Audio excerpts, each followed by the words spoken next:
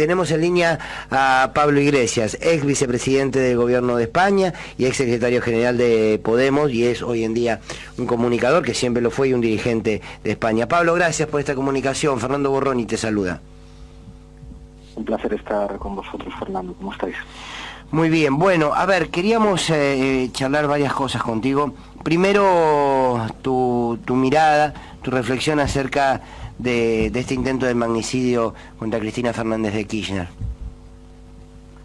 Creo que es muy importante poner el acento en los responsables de generar un clima que hace viable o posible que ocurra un intento de asesinato como el que hemos visto.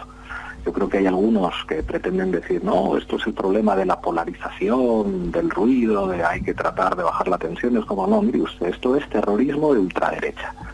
Y quien de alguna manera ha generado el clima para que se pueda producir un atentado terrorista de ultraderecha que estuvo muy cerca de acabar con la vida de la vicepresidenta de Argentina, son los responsables de una violencia mediática continua que se viene produciendo en la Argentina, pero también en otros países de América Latina y en España desde hace mucho tiempo, para generar odio.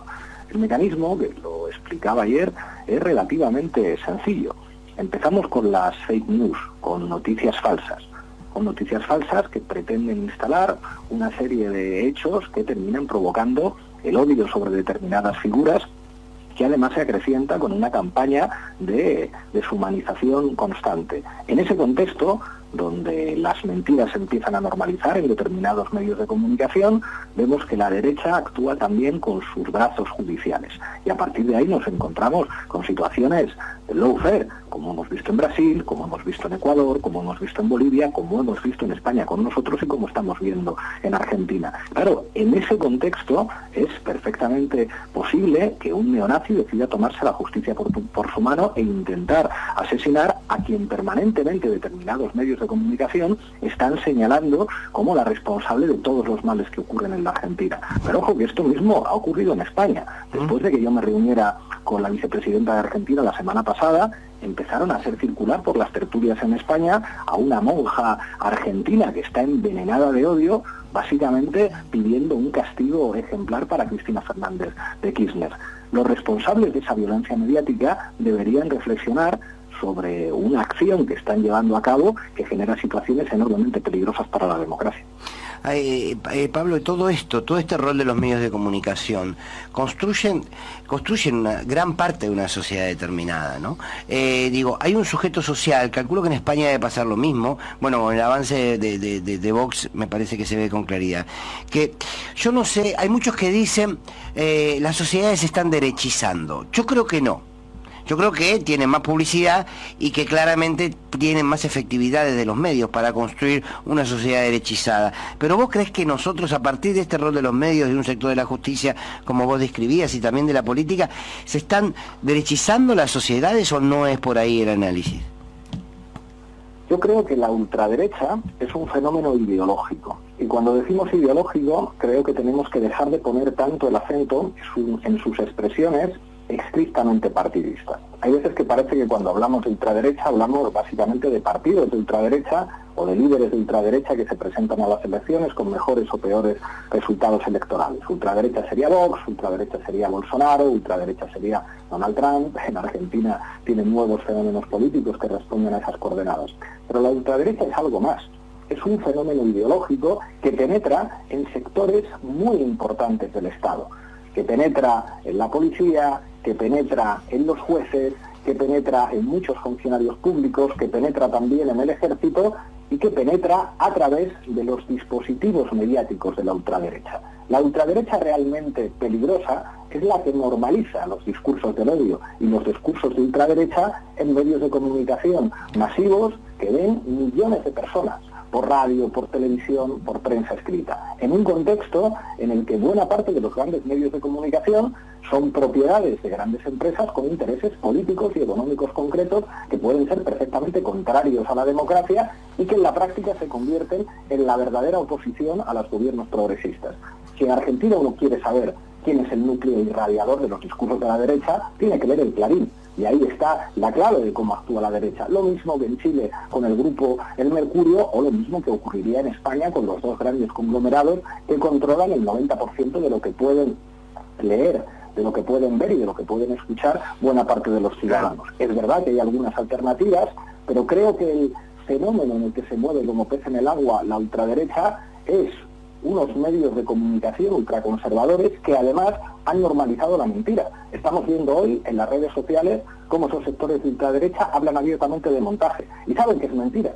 Saben que ha faltado muy poco para que hubieran asesinado a la vicepresidenta de Argentina, pero les da igual. En su lógica política, si mentir es más eficaz que decir la verdad, mienten sin ningún tipo de pudor.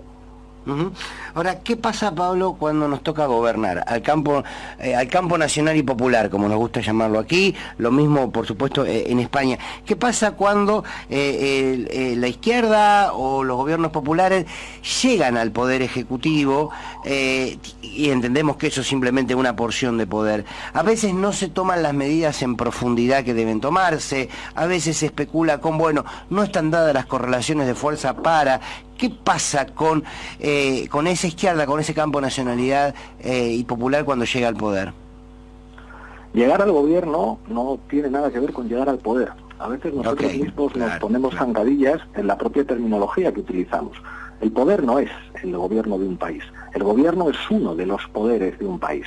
Y en situaciones de economía globalizada es un poder notablemente modesto que tiene que lidiar con actores económicos con una absoluta capacidad de doblegar la voluntad política de un gobierno y del Parlamento en el que se puede sostener, pero también tiene que lidiar con actores ideológicos como los poderes mediáticos que son capaces también de doblegar la voluntad de esos gobiernos. Eso quiere decir que un gobierno es una parte muy pequeña y muy modesta del poder. A partir de ahí yo creo que muchas izquierdas minusvaloran lo que significa la ideología como terreno de intervención política, también cuando se tienen dispositivos administrativos. Hay sectores en la izquierda, a mi juicio de manera muy ingenua, que entienden que la correlación mediática de fuerzas es la que hay, que al fin y al cabo siempre ha sido así y que hay que asumir pues como una cuestión climática que no se puede cambiar, una correlación mediática de fuerzas determinada.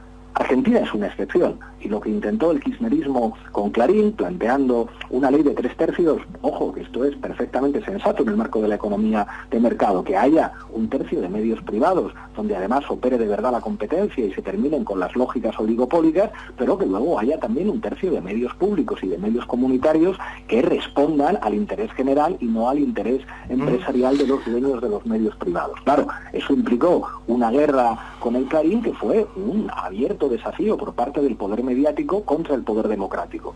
Yo creo que es muy importante, cuando se tienen responsabilidades administrativas, no perder de vista la necesidad de modificar esa correlación mediática de fuerzas. En Chile hemos visto en los últimos meses cómo el principal adversario político, tanto del gobierno como de los partidarios de una nueva constitución democrática que sustituya a la constitución, a la carta otorgada por la dictadura por Pinochet, ha sido el poder mediático.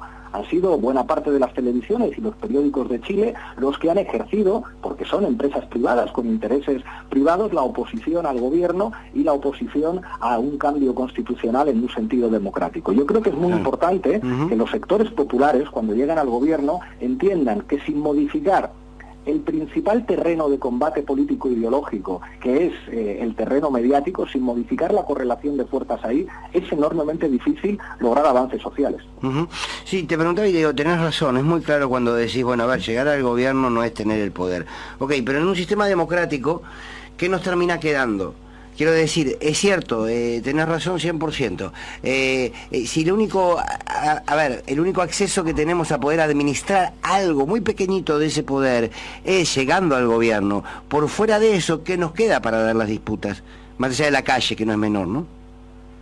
La calle no es menor, y creo que en Argentina en las últimas horas está haciendo una demostración de poder popular que es enormemente saludable en términos democráticos. Yo cuando estaba en el gobierno insistía mucho a los movimientos sociales. No puede ser que solamente nos presione el poder económico, tenéis que presionar vosotros también. El poder económico presiona haciendo llamadas telefónicas, presiona a través de mecanismos económicos enormemente poderosos. En España asistimos a cómo algunas eléctricas se atreven a amenazar al gobierno, algunas grandes empresas se atreven a amenazar al gobierno y, por supuesto, dirigen con una orientación política muy concreta los medios de comunicación de los que son propietarios. Los sectores populares organizados en sindicatos, en asociaciones de vecinos, en movimientos militantes, tienen que saber que también son un poder y además un poder democrático que tiene todo el derecho y toda la legitimidad para hacer valer su presión. Pero además, creo que es fundamental entender que la democracia es básicamente un dispositivo en manos de los de abajo. La democracia no es solamente un procedimiento. La democracia es un movimiento histórico de expropiación de lo que era un privilegio de unos pocos para convertirlo en un derecho de las mayorías. Y de hecho, cuando a la gente le dejan votar libremente, pueden ganar las elecciones opciones políticas con programas contrarios a los intereses de las grandes élites económicas. El problema es que después de esos procesos electorales, las élites económicas disparan con todos sus instrumentos, por muy poco democráticos que sean, si se están lesionando sus intereses. Es fundamental que las fuerzas políticas del campo popular se doten también de instrumentos de poder, asumiendo una realidad de la política. La política es la disciplina del conflicto y del antagonismo, no de los consensos. Los consensos son precisamente el resultado, igual que los pactos, de ese choque de fuerzas que tienen intereses y proyectos ideológicos diferentes. Es un placer escucharte, Pablo, estaríamos todo el día, la verdad. Te hago una última pregunta y te agradezco mucho tu tiempo. ¿Cómo podés, si vos tuvieses que volver a España y contarle a aquel que no la conoce y que no sabe acerca de Cristina Kirchner, cómo la contarías? Pues propondría a todo el mundo la misma metodología para valorar a un dirigente político, y es conocer a sus enemigos. Ningún dirigente político se le puede valorar por lo que diga de sí mismo, o ni siquiera por lo que digan sus partidarios. Hay que valorarlo por quién tiene enfrente.